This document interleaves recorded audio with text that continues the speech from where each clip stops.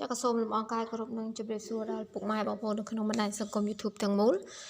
ចាវិលត្រឡប់មកជួបគ្នាសាជាថ្មីនៅក្នុងតម្រុយឆ្នោតជួនប៉ុស្តិ៍ហូនឹងអាថ្ងៃទី19ខែ5ឆ្នាំ2021ចាមុននឹងចូលដល់តម្រុយឆ្នោតថ្ងៃទី19យើងមកមើលតម្រុយឆ្នោតថ្ងៃទី18ទាំងអស់គ្នាអញ្ចឹងសម្រាប់ប៉ុស្តិ៍Aចេញ05ប៉ុស្តិ៍ហូចេញ04ចាអញ្ចឹងយើងអាចចូលទៅណាពុកម៉ែបងប្អូនចាចេញ0ដូចគ្នាចាចឹងកុំឲ្យខាតពេលយើងចូលដល់រំលឹកឆ្នោតថ្មីគឺថ្ងៃទី19ខែ5ឆ្នាំ2021ចាហើយចំពោះពុកម៉ែបងប្អូនដែលមិនទាន់បានជួយ Subscribe Channel របស់នេះខ្ញុំសូមជជែកម្នាក់មួយផងឬដាក់សញ្ញាកណ្ដឹងដើម្បីទទួលបានវីដេអូថ្មីៗនិងមុនគេបង្អស់តែម្ដងចាយើងចូលដល់លេខតូចគឺមាន12 56 06ចា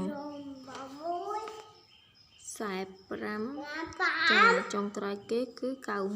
91ចាយើងចូលដល់លេខអូសបងប្អូនធ្វើការអូសនៅខ្ទង់10ចាខ្ទង់0និងខ្ទង់9ចាអញ្ចឹងស្រឡាញ់ខ្ទង់ណាអូសខ្ទង់មួយហ្នឹងមកណាពុកម៉ែបងប្អូនអត់ចង់អូសគឺរើសលេខតយកធ្វើការសងសំណាងតែម្ដងចាអញ្ចឹងលេខធំគឺមាន156អញ្ចឹងលេខធំយើងគុណ041ចុងក្រោយគេគឺ